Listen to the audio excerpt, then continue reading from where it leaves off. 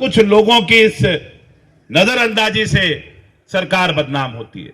बार बार प्रश्न उठता है कि सरकारें क्यों पलट रही है, एक बार बीजेपी एक बार कांग्रेस। कि सरकारी दफ्तर में जब कोई आम आदमी जाए, उसके मान और सम्मान की रक्षा होनी चाहिए, उसकी बात सुननी चाहिए और उसकी सुनवाई होनी चाहिए पूरी तरह से। मैं ये चाहता हूं।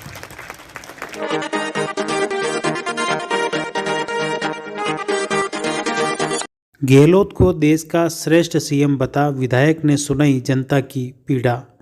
प्रदेश में मुख्यमंत्री अशोक गहलोत के नेतृत्व में सरकार के 4 वर्ष पूर्ण होने के उपलक्ष्य में नगर परिषद राजसमंद में जिला प्रदर्शनी का आयोजन हुआ।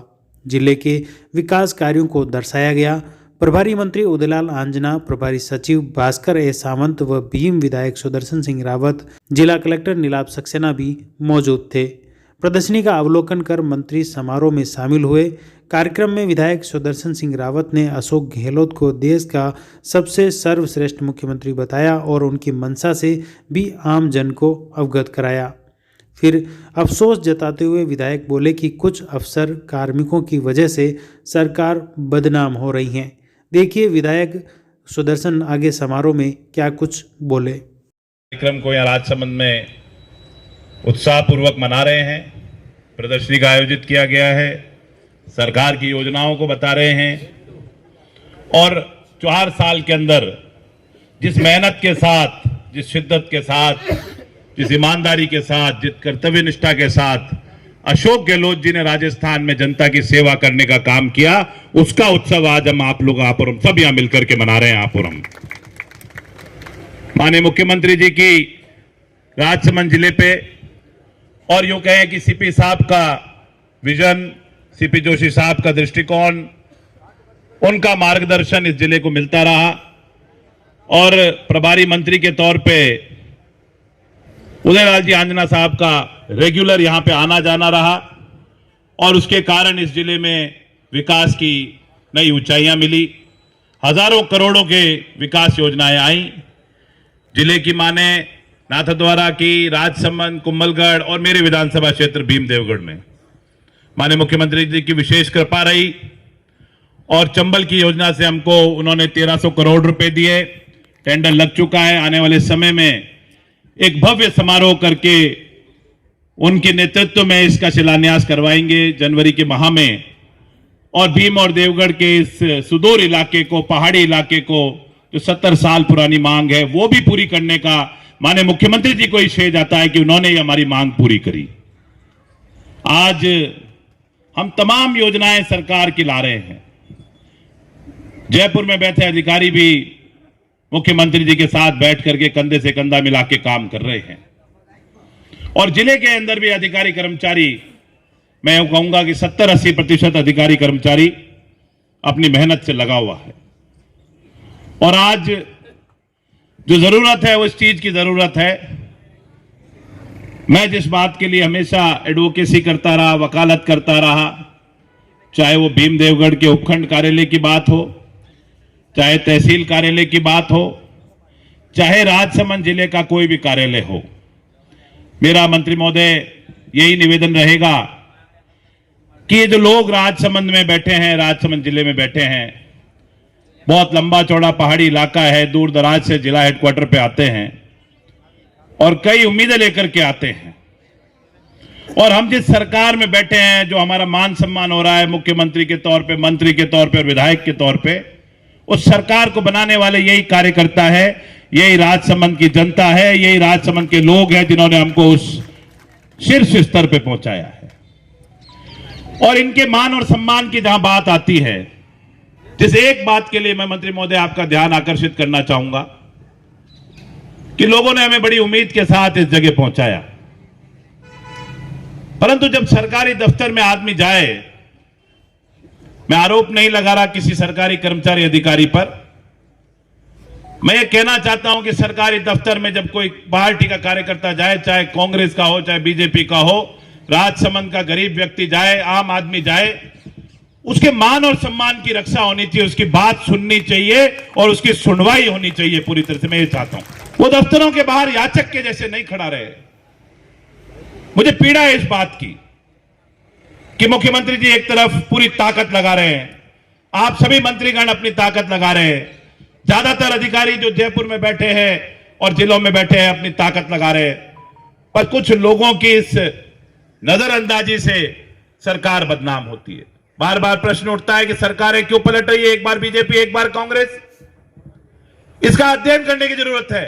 मैंने तो मेरे अल्प 4 साल के इस राजनीतिक कैरियर में जो बात समझी है कि दफ्तरों में सुनवाई नहीं होने के कारण सरकारें बदल रही है, और दफ्तरों में अगर आम आदमी की सुनवाई हो जाए तो सरकारें अपनी नीतियों के कारण दोबारा जीत करेंगी। और दफ्तरों में आम आदमी की इज्जत के साथ सुनवाई होनी चाहिए। सुनवाई ऐसे नहीं, दफ्तर में आदमी आया, पेपर लिया और उसको भगा दिया।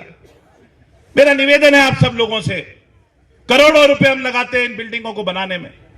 कलेक्ट्रेट की बिल्डिंग बनाएंगे, एसडीओ कार्यालय बनाएंगे, सेक्रेटरीट बनाएंगे, जिला परिषद, नगर परिषद, तमाम बिल्डिंगें बनाते हैं। पत्थरों से बिल्डिंग बन जाती है, पर संवेदना नहीं जोड़ पा रहे हम लोग। आम आदमी को जोड़ने के लिए हम ये 100 रुपए की एक कुर्सी अपने दफ्तर के बाहर, अगर 100 कुर्सियां कलेक्ट्रेट से लेके नगर पालिका, जिला परिषद, सब दफ्तरों के बाहर एक गरीब आदमी के बैठने के लिए मिल जाए तो वो अपने दफ्तरों के बाहर याचक के जैसे नहीं खड़ा रहेगा। वो राजस्थान सरकार में अपना हिस्सा मान करके मानेगा कि मेरी भी पूरी इज्जत रखी जा रही है, तो वहां उनके बैठने करने की कलेक्ट्रेट में भी व्यवस्था हो, सारे दफ्तरों में जो आदमी अपनी सुनवाई के लिए जाते हैं उनकी उचित व्यवस्था हो। और मुझे 2-4 होना पड़ा थोड़े दिनों पहले इस व्यवस्था से कि साहब 5 ही आदमी जाएंगे आपके साथ शिष्टमंडल में। भास्कर सावंत साहब बैठे हैं, लंबा आपका अनुभव है। राजनीतिक व्यक्ति के पीछे तो भीड़ चलती है, और वही राजनीतिक व्यक्ति सफल होता है जिसके पीछे ज्यादा भीड़ चलती है। और हम इन लोगों को, जिन्होंने हमको यहां तक बिठाया, हम ये नहीं कह सकते आप कलेक्ट्रेट की बाहर घास में खड़े हो जाओ, या आप नीचे जंगले बंगले के बाहर खड़े हो जाओ, बैरिकेड के बाहर जाओ।